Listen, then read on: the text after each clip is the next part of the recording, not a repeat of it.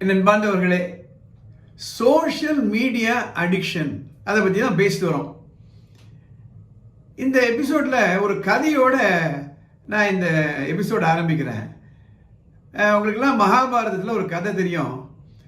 அபிமன்யுவை அந்த சக்கரவியூகம் அப்படின்ற ஒரு அமைப்புக்குள்ளே அவர் போய் மாட்டிக்கிறாரு. எல்லாரும் சேர்ந்து அவனை அடிச்சு கொண்டுடுறாங்க அபிமன்யுவை. இதுதான் கதை. அந்த சக்கரவியூகம் என்ற ஒரு போர் அமைப்பு, அது உள்ள போறதே கஷ்டம், போயிட்டு வெளியே வருது அதை விட கஷ்டம்.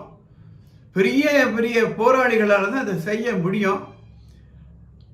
அதை அர்ஜுனன் என்ன பண்றாரு, சுபத்ரா அபிமன்யுவை வயிற்றில் வச்சுட்டு இருக்கும் பொழுது அந்த கர்ப்ப காலத்திலேயே அந்த குழந்தைக்கு சொல்லிக் கொடுக்குறாரு, சக்கரவியூகத்தில் எப்படி போகணும், எப்படி வரணும்.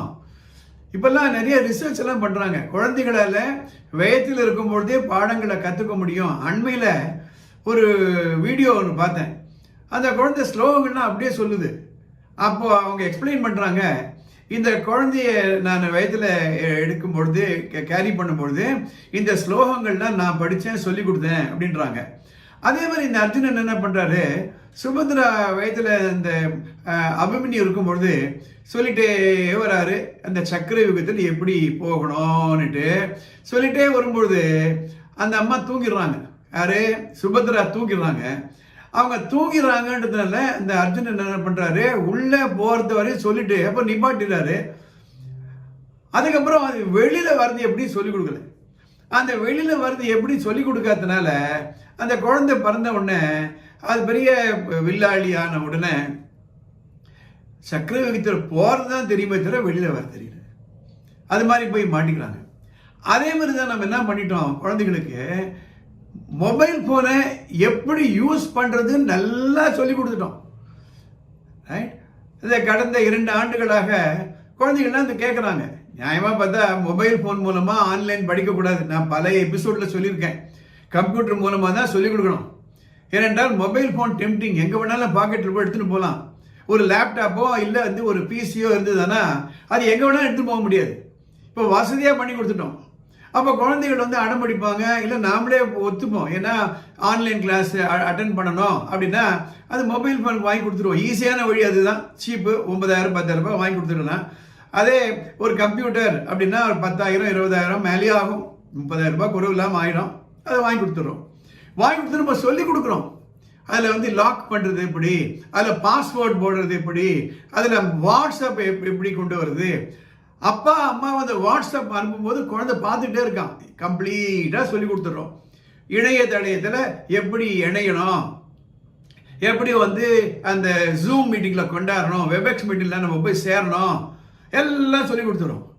இமெயில் எப்படி போடுறது, எஸ்எம்எஸ் எப்படி அனுப்புறது, ஒரு ஃபைல் எப்படி டவுன்லோட் பண்ணுறது, ஒரு ஃபைல் எப்படி அப்லோட் பண்ணுறது, செல்ஃபி எடுக்கிறது எப்படி, எல்லாம் சொல்லி கொடுத்துக்கிறோம். ஆனால் நம்ம என்ன சொல்லி கொடுக்கல அப்படின்னா, அந்த மொபைல் ஃபோனை எப்படிலாம் யூஸ் பண்ணக்கூடாதுன்னு சொல்லி கொடுக்கல. அதனால தான் அபிமன்யு அந்த சக்கரவியூகத்தில் போய் மாட்டின மாதிரி நம்ம குழந்தைகள்லாம் அந்த மொபைல் ஃபோன்லாம் அடிக்ஷன்ல மாட்டிக்கிட்டாங்க. அப்போ நம்ம தான் சொல்லிக் கொடுக்கணும், எப்படி வெளியில் வரணும். என்னென்னலாம் சொல்லிக் கொடுத்துருக்கோம் குழந்தைகளுக்கு. நடக்க சொல்லிக் கொடுத்தோமா இல்லையா, சாப்பிட சொல்லிக் கொடுத்தோமா இல்லையா, ஓட சொல்லிக் கொடுத்தோமா இல்லையா, பேச சொல்லிக் கொடுத்தோமா இல்லையா. ரைட். அப்போ ஒரு இன்ஸ்ட்ருமெண்ட்டை யூஸ் பண்ணும்பொழுது இப்படி யூஸ் பண்ணணும், இப்படி யூஸ் பண்ணக்கூடாது என்று. இதனால என்ன ஆகுது அப்படின்னா, எதை நல்லதுக்காக நம்ம சொல்லி கொடுத்தோமோ அதை நல்லது அப்பாற்பட்டு ஃப்ரெண்ட்ஸ் காரணமாகவோ அல்லது வயது காரணமாகவோ அவங்க வந்து அதை மிஸ்யூஸ் பண்ண ஆரம்பிச்சிடுறாங்க. அப்போ நம்ம பொறுப்பு 2 விதமான பொறுப்பு இருக்கு. நல்லது சொல்லிக் கொடுக்குற பொறுப்பு நமக்கு இருக்கு, அதை எப்படி யூஸ் பண்ணணும்ன்ற பொறுப்பு நமக்கு இருக்கு. அதை விட்டுட்டு சோஷியல் மீடியா பிளேம் பண்ணி என்ன பிரயோஜனம். அவங்க வந்து கமர்ஷியல் ஆர்கனைசேஷன், அவங்க கண்டிப்பாக அதை அட்ராக்டிவாக வைக்காதான் வைப்பாங்க. நாம் தான் கொஞ்சம் புத்திசாலித்தனமாக இருக்கணும். அடுத்த எபிசோடில் ஒரு நல்ல ஐடியா ஒன்று கொடுக்குறேன். அதுலேருந்து எப்படி அவங்களை வெளியே கொண்டு வரணுன்றது அடுத்த எபிசோடில் பார்க்கலாம்.